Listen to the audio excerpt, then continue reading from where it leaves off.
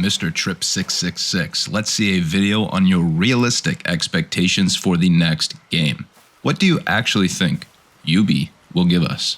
All right, thanks, Mr. Trip 666. And also, thank you for being here. My realistic expectations are this. I think Ubisoft has learned from the popularity spurt that happened, I think, over the pandemic and post-pandemic, people kind of rediscovering Ghost Recon, specifically Ghost Recon Breakpoint, due to all the updates that came out and the new missions, the way you can customize and toy with the options and the settings to basically craft an experience that works for you, for whatever mood you're in, you know, do all kinds of things once those updates came out, those immersive settings.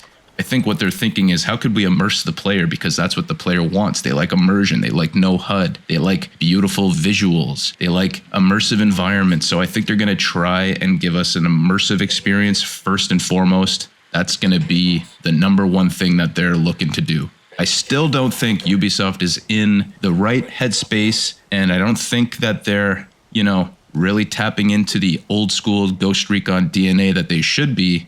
I just don't see them doing it. I know I've talked to death about squad controls, better, more in-depth team controls, better tac maps with the ability to set movement paths, and kind of back to that classic GR DNA. I don't think they're going to be going back to that, to be honest. That's my realistic expectation. Now, if they do kind of develop this game with that classic GR DNA, then that would actually surprise the ever-living fuck out of me. Yeah, like straight up. I don't filter myself here. You guys know that. Another thing that I think that they're kind of working towards is a first-person game. I think they're going to be giving us a first-person experience that was based off of those leaks that came out. Knowing Ubisoft, they're not going to do what they should be doing, which is giving you a toggle for first-person and third-person. So I'm realistically expecting a single-player first-person experience. And then maybe if they do some multiplayer thing, they might throw in a third-person view, and then that'll just make us all complain. And then maybe a year or two down the line, they'll be like, all right, here's the third person you guys been whining and complaining about. Like, come on, man. Give us a toggle. It's 2025, and this game's probably not going to be out for the next year or two. So you guys have plenty of time to make that toggle work. I was playing Red Dead Redemption 2 recently. Like, I'm replaying that game because it's one of my favorite games. Love Red Dead 2. And in Red Dead 2, you can cycle between like 3 different third-person views. You can swap into a first-person view as well. I just don't see why they wouldn't tap into that. So I'm realistically expecting them not to, just because it's Ubisoft fashion, right? To not do the thing that they should do. So they're completely hung up on this whole immersion thing due to all the YouTubers doing their cinematic videos, such as myself. I'm included in one of them.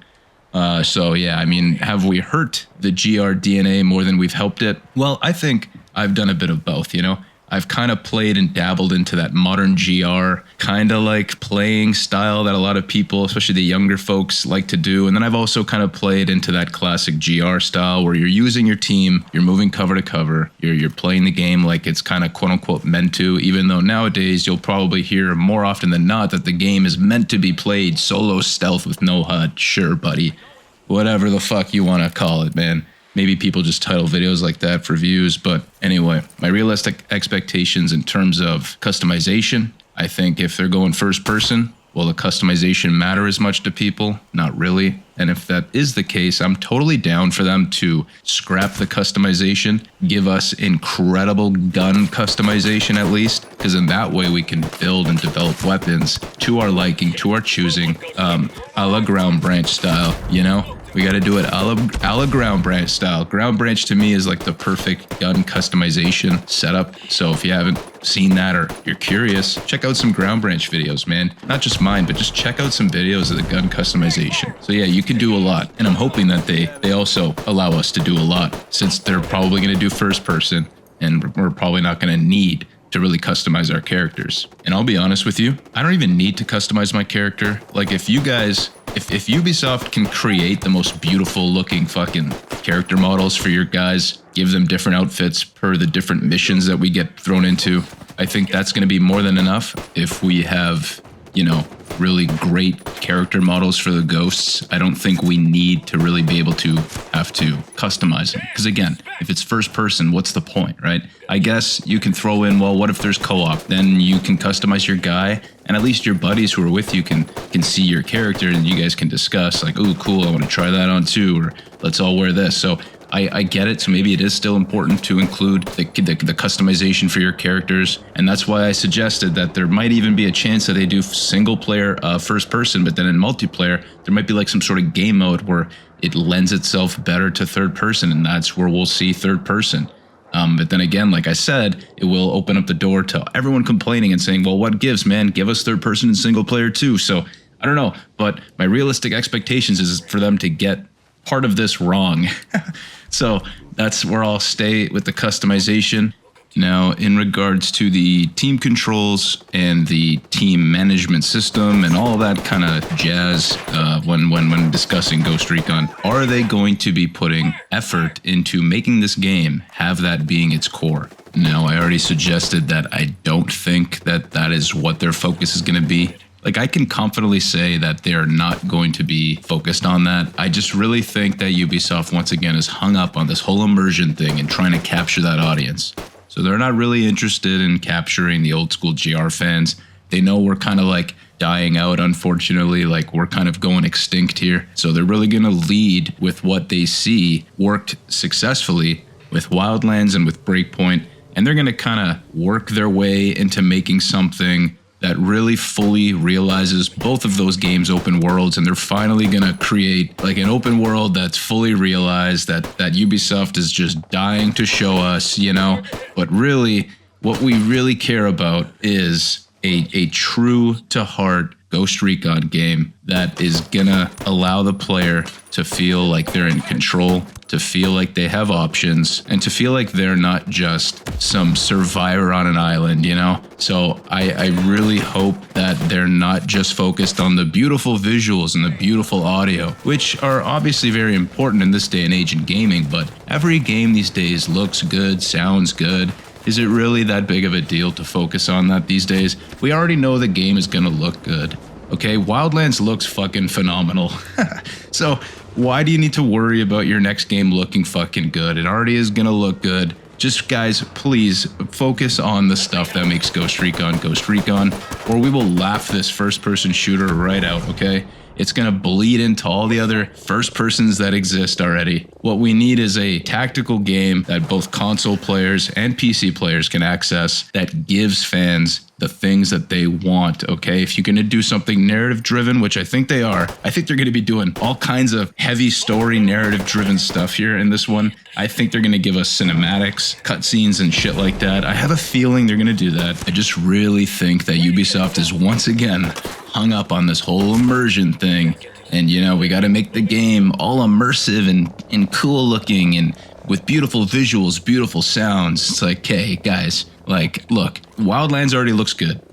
And that game came out almost a decade ago. Your next game is gonna fucking look good. You don't need to focus on that. You don't need to worry so much about creating this visual experience for people, really pushing those graphics. We don't give a fuck. We care about graphics, but let's be honest, if you gave us a game that looks like Wildlands from 2017, same graphics and everything, I think we'd still play the ever-living shit out of it, and we would not even say a thing about man, how come the pixels on these trees haven't gotten better over the years? Who cares, man? Who cares, dude? I'm more interested in, oh, you gave me a tac map? Oh, you gave me my cross-comm system where I can hook up to dudes with APCs and dudes in helos and I can command those guys too? Oh, wait. But I don't care about commanding things.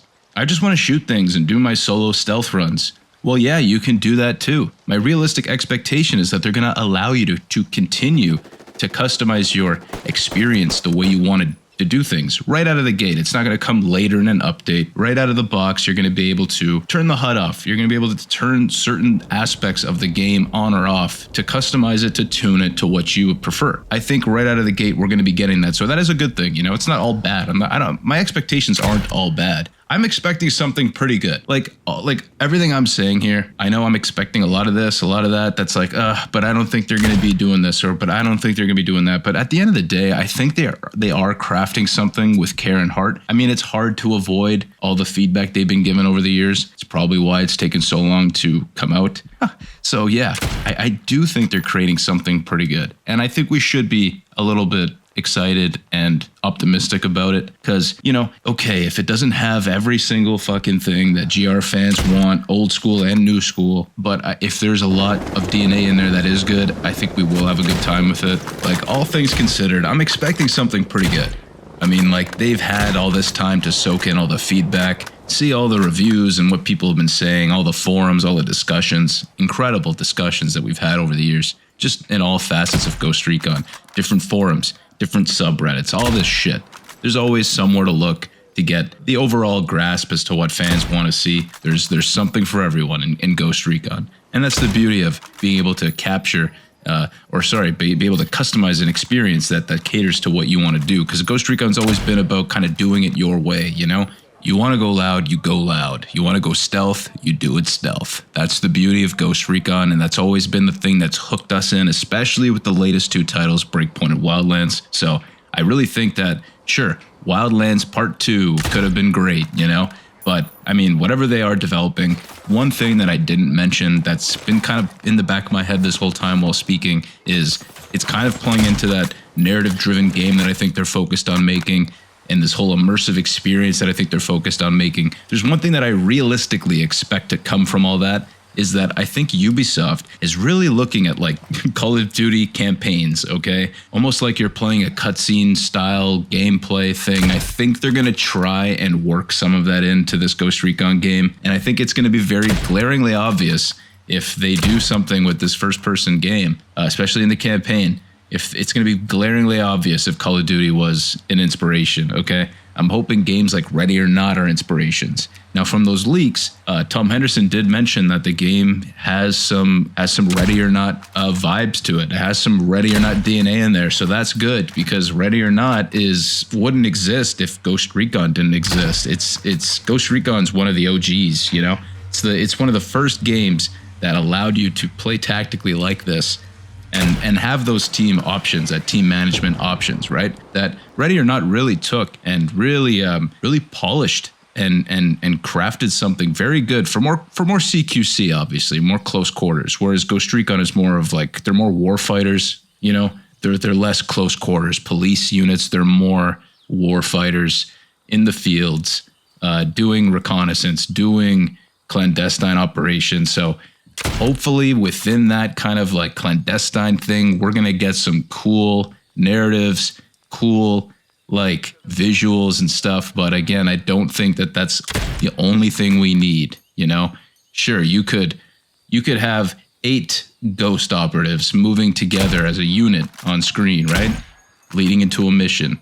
But then once that cutscene ends and it's you playing, it's just everything on rails. You know, the teammates are doing their cool shit and it looks really cool and tactical, but you're not in control. They're just kind of doing it on their own. Is that a bad thing? In my opinion, yes, because I want to be in control. But I do think that because this game, I'm expecting this game, is going to be allowing you to play in the style you want, either with those team controls or ignoring them, the game will still be able to work. I'm hoping that's how they do it. That way it does satisfy both the old fans and the new fans who don't care about the team controls. Because think of it, you shouldn't have to if you don't want to. And that is, at its core, what Ghost Recon is about. You shouldn't have to if you don't want to. If you want to, you should be able to. That right there. So that's what the next Ghost Recon hopefully has. I'm expecting it to have that, because I'm expecting those custom settings to return right out of the box, but I'm also expecting main game features can be ignored if you want to ignore them, but I think they should include them for the people that want them. That's as plain as I can put it. And the number one thing I want you to do before you leave this video is to please drop a comment and share what are your realistic expectations, because I think a lot of us want to see, and a lot of us I think should just join the discussion. I'm just curious, you know, this video is not like what we want to see versus what we don't want to see. It's more of what we're expecting to see, all right? And that's what I tried to answer in my blabbering. So I want you guys to blabber a little bit, all right? Share what your realistic expectations are. These are just fun chats to have, you know? So yeah, once again, thanks for the question. Thank you for being here, and have a great day. Ciao.